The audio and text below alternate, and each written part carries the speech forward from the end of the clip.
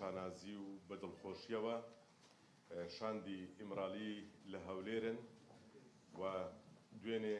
کۆبوونەوەیان لەگەڵ جەنابی سەرۆک مەسعود بارزانی هەبوو و ئەو ڕۆژ کۆبوونەوەیان لەگەڵ بەڕێز سەرۆکی هەرێمی کوردستان کاک نەچیروان بارزانی هەبوو. شاندی ئیمرالی پێکاتون لە نوێنەرانی چەند پارت و لایەنێکی سیاسی و ژمارەیەک لە ئەندامانی پەرلەمانی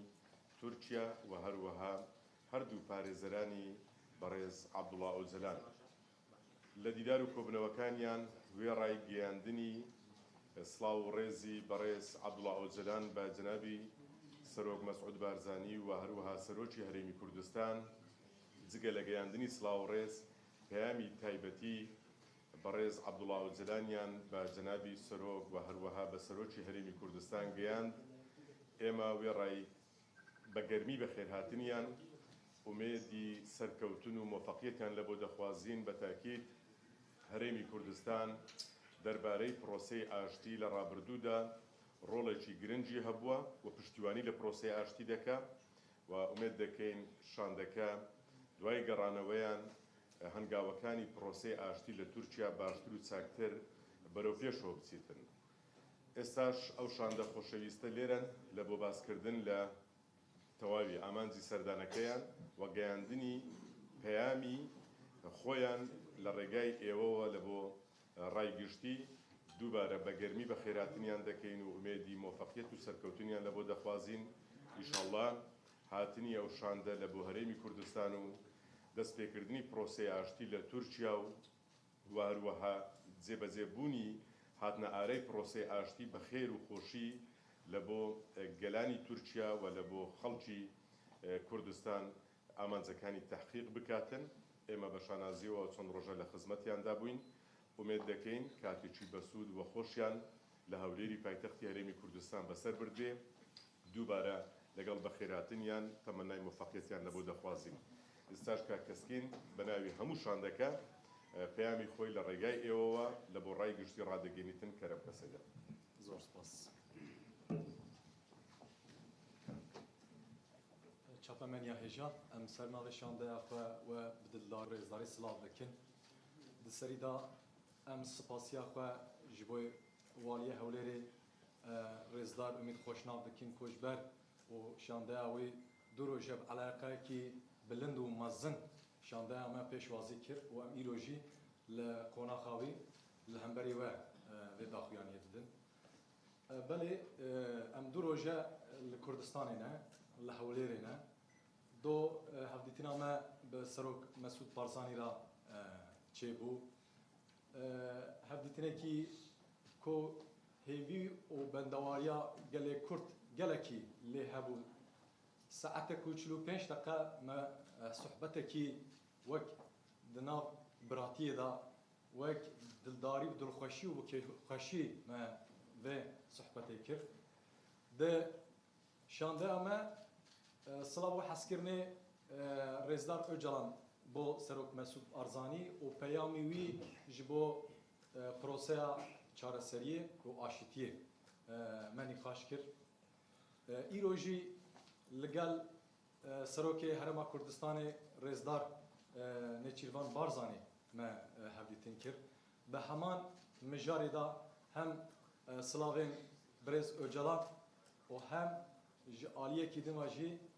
ji bo pêşketina proseya çareseriyê û aşîtiyê Birêz Öcalan gelekî qedrekî bilind û mezin dide fikrê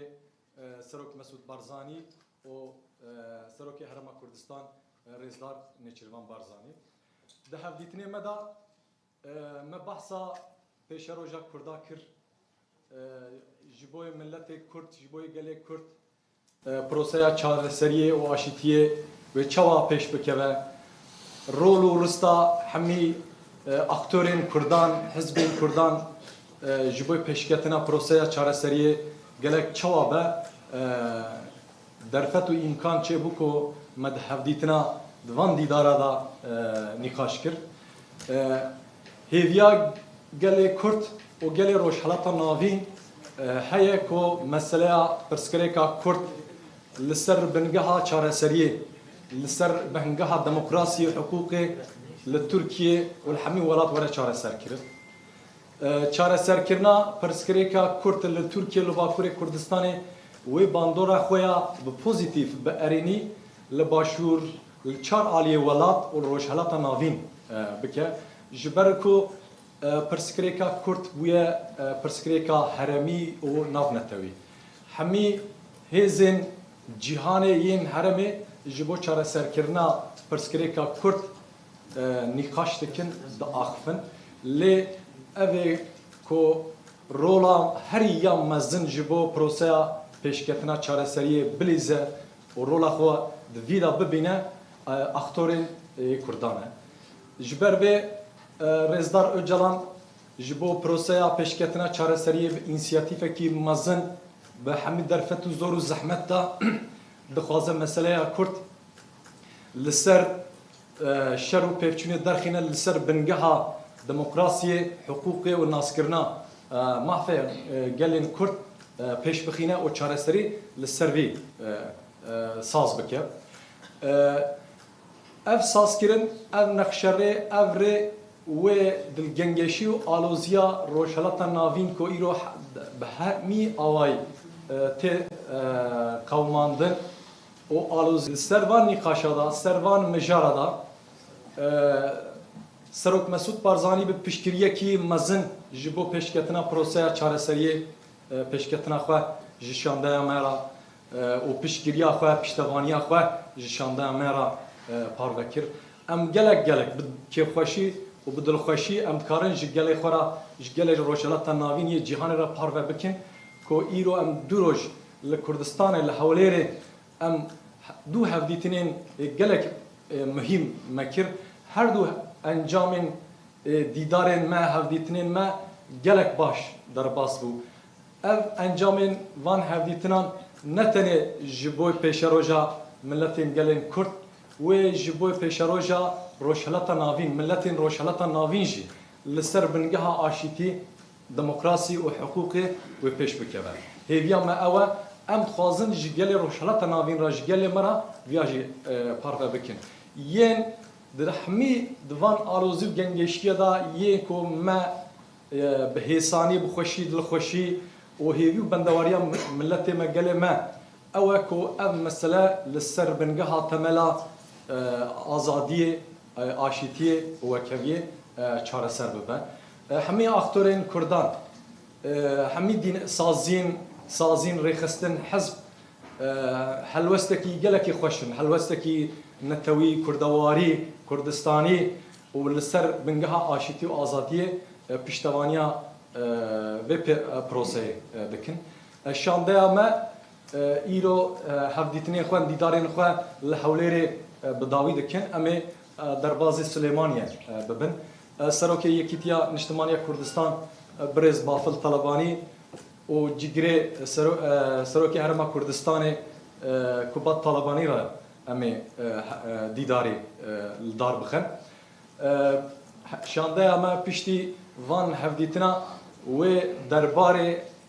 انجام هفدیتنی دال لترکیه وقتا دربازی ترکیه بو و بالنوسکی انجام وان هفدیتنا دا اجرای گشتیرا پار بکه داوی دا لسرناوی شانده اما ام هر هفدیتنین حولیر سروک مسعود بارزانی و سروک نیچیروان بارزانی ام گلکی بکی خوش بون ام دکارن جگل خورا جگل روشالات ناوین را مزگینیه کی خیره جبوی پیشکتنا پروسه چاره سریه و آشیتی جگل خورا بدن ام دکارن هفدیتنی خدا دیداری خدا جوار اجرای گشتیرا وان تشتا پارو بکن گلکی سپاس گلک سپاس خیرات دل وابزانم همش تک بتفاصیل گوته پرسیار نویدن